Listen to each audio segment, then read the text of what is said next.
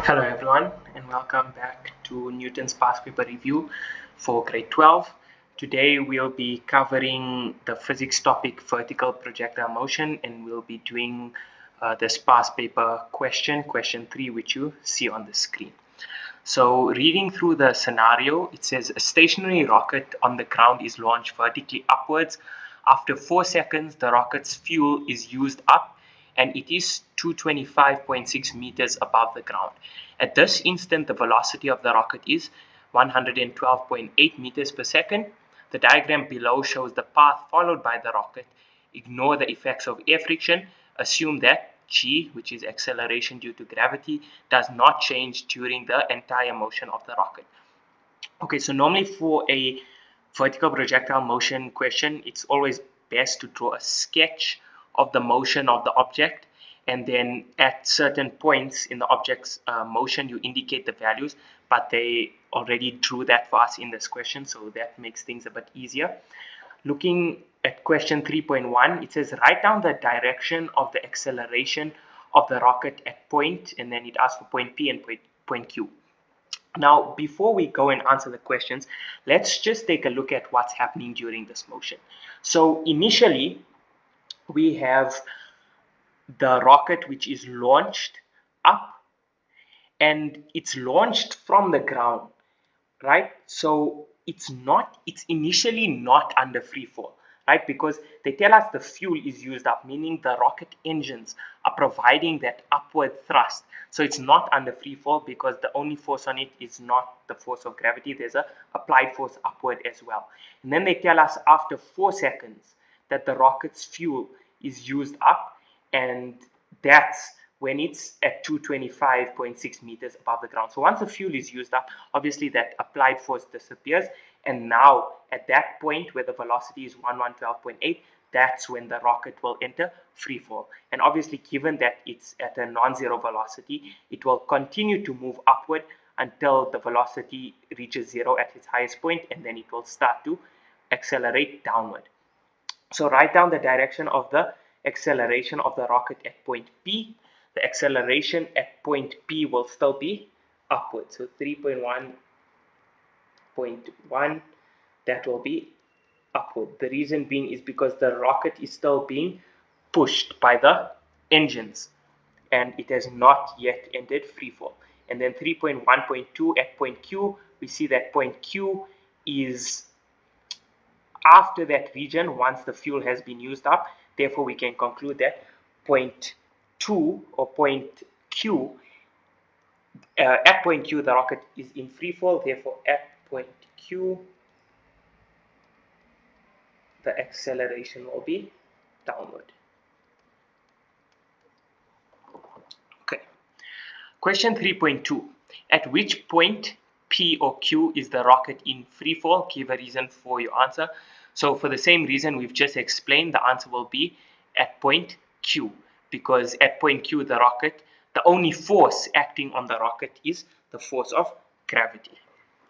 So 3.2 is at point Q. Why? The reason is because Fg, or the force of gravity, is the only force acting on the rocket. Okay. Question 3.3.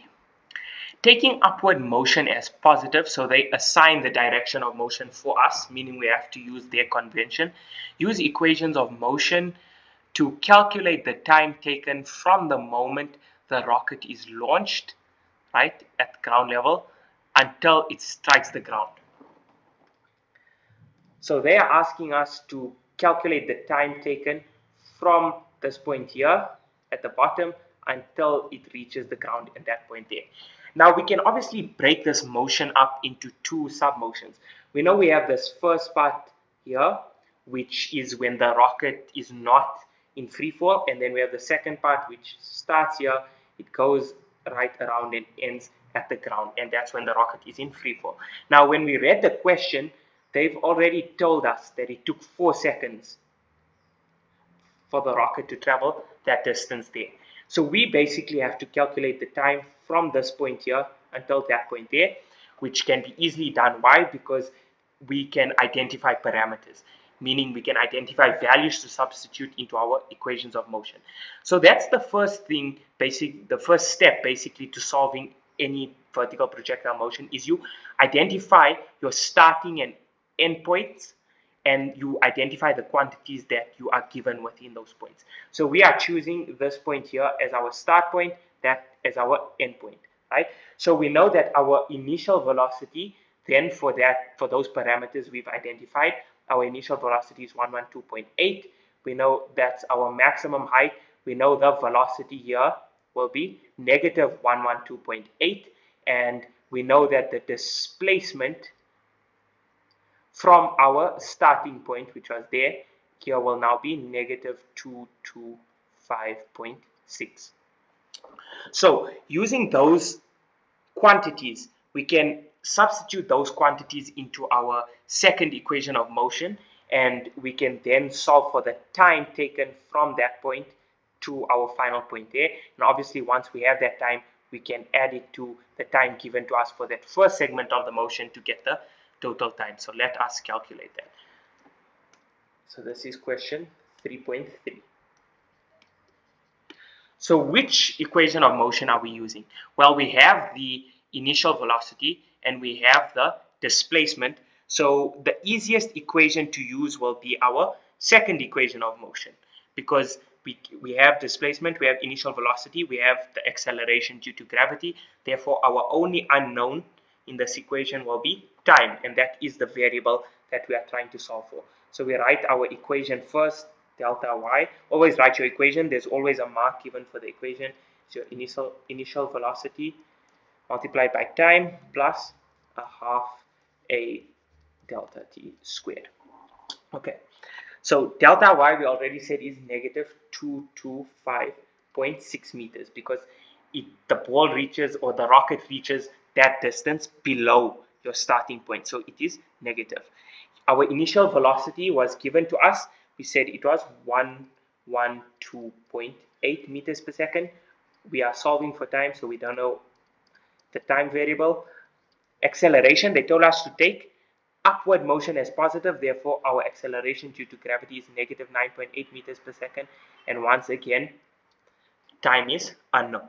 So when solving for time using your quadratic formula, you will get the time to be 24.87 seconds. However, remember that this time is from the motion at this point, just above point P there, when the rocket enters free fall, until it reaches the ground. So we have to add that 4 seconds for when the rocket was not under free fall and the boosters were providing the thrust. So our total time then will be